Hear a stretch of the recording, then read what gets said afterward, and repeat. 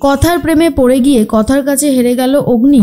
সম্পূর্ণ জানতে দেখতে থাকো। গল্পের শুরুতেই দেখা যায় যে কথা রেডি হয়ে চলে এসেছে, আর কথাকে দেখার পরে অগ্নি তখন চুপ করে দাঁড়িয়ে রয়েছে। এর মধ্যেই জুনি বলে, দেখো না অগ্নিদা, কিছুতেই সালোয়ার কামিজ পরে আসতে চাইছিল না তোমার সামনে। এর আগেও তো কলেজে পড়তো, কিন্তু এখন বলছে যেহেতু অনেক দিন পড়া হয় না তাই আর পড়তে ইচ্ছে করছিল না। এর মধ্যেই অগ্নি বলে, আরে বাবা, তোকে তো ভালোই লাগছে, তুই এরকমভাবে নেগেটিভ ভাবছিসই বা কেন? আমি তো সেটাই বুঝতে পারছি না। তখনই কথা বলে, পাচক মশাই, আমার একদমই ভালো লাগছে না এই ড্রেসটা পরতে। আমি এক কাজ করি, আমি বরং শাড়ি পরে আসি। আর ঠিক তখন অগ্নি বলে, না তুই এটাই পরে থাক, আর শোন, এখন আর ঝামেলা করিস না, বুঝতে পেরেছিস? এক্ষুনি কিন্তু খেলা শুরু হয়ে যাবে। এদিকে আক্কি জুনির দিকে তাকিয়ে রয়েছে আর বলে, আমাকেও কি ব্রোয়ের মতন এইরকম কথাগুলো বলতে হবে? তখনই আক্কি বলতে চায়, আপনাকে অনেক বেশি সুন্দর লাগছে। আর ঠিক তখনই আক্কি বলতে পারে না, জুনিকে অন্য কথা বলে দেয় আর বলে, চলুন এবারে আমরা মাঠে নেমে পড়ি। এর মধ্যেই চলে এসেছে প্রিয়া আর নীলাদ্রি। প্রিয়া আর নীলাদ্রির সাথেই খেলা পড়েছে আক্কি আর জুনির।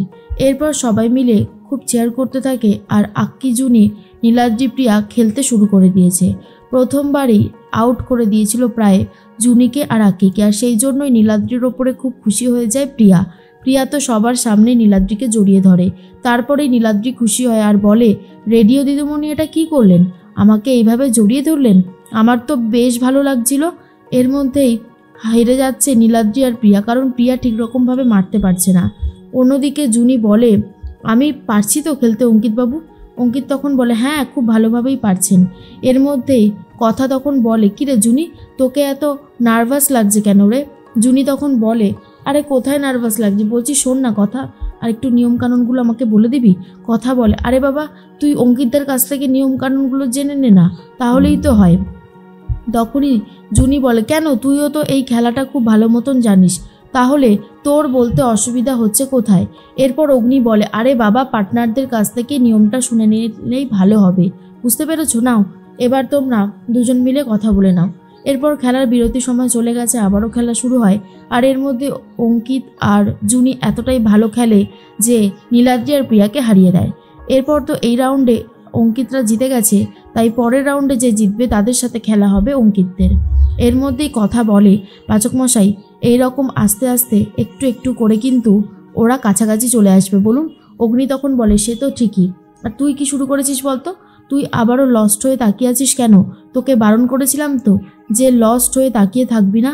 তোকে আর কতবার এক কথা বলতে হবে বলতো? কথা তখন বলে, পাচক মশাই, আপনি শুধু শুধু আমার ওপর রেগে যাচ্ছেন। এখন তো আপনি রাগ করতে পারবেন না, আপনার রাগগুলো চেপে রাখুন, কারণ রাগ করলে ওরা যদি দেখে তাহলে কিন্তু ঝামেলা বাড়বে বই কমবে না। সেজন্যই বলছি, এখন দয়া করে রাগ করবেন না। অগ্নি তখন বলে, ভালোই তুই আমাকে ব্ল্যাকমেল করতে শিখে গেছিস। এর মধ্যেই জুনি ভাবে কথা আর অগ্নিদার মধ্যে আস্তে আস্তে ভালোবাসার সম্পর্ক গড়ে উঠছে, আর এটা দেখতে অনেক বেশি ভালো লাগছে। তখন অঙ্কিত কথাদেরকে উৎসাহ দিতে থাকে। এর মধ্যেই কথা আর অগ্নির কাছে হেরে গেছে প্রত্যয় আর ঋতু। প্রত্যয় আর ঋতু কথা আর অগ্নির কাছে হেরে গিয়ে বাদ হয়ে যায়। আর এবারে ফাইনাল রাউন্ডে চলে এসেছে অঙ্কিত আর জুনি, আর অন্যদিকে অগ্নি আর কথা। সবাই মিলে দারুণ খেলতে থাকে। এর মধ্যেই কথা বলে, পাচক মশাই, আপনি যদি জিতে যান তাহলে কি করে হবে? আরে বাবা, ওদেরকে তো জিতিয়ে দিতে হবে নাকি? আর তখন অগ্নি বলে, দেখেছিস, আমি তোর এই কাণ্ডর জন্য না সব কিছু ভুলতে বসেছি, সেই জন্যই বলছি এখন আর ঝামেলা বাড়াস না, এখন চুপচাপ থাক। তখনই কথা বলে, আরে বাবা, আমি তো চুপচাপই আছি, আপনি তো গন্ডগোলটা করছেন বলেই ঝামেলা বাড়ছে বই কমছে না। এরপর সবাই মিলে অনেক বেশি আনন্দ করতে থাকে, হই হুল্লোড় হয়, অঙ্কিত আর জুনি জিতেও যায়। তারপরে পাইপ দিয়ে জল দিয়ে দিচ্ছে অগ্নিকে। কথা এটা নিয়ে খুব খুনসুটি করতে থাকে, আর অগ্নিও কথার গায়ে জল ছিটিয়ে দেয়। ওদের এই প্রেমের দৃশ্য দেখে অঙ্কিত আর জুনির খুবই ভালো লাগে। অঙ্কিত বলে, সত্যি বিগ ব্রো আস্তে আস্তে বদলে যাচ্ছে, আর এটা দেখে আমার খুবই ভালো লাগছে। কথার তো সব চুল ভিজে গেছে।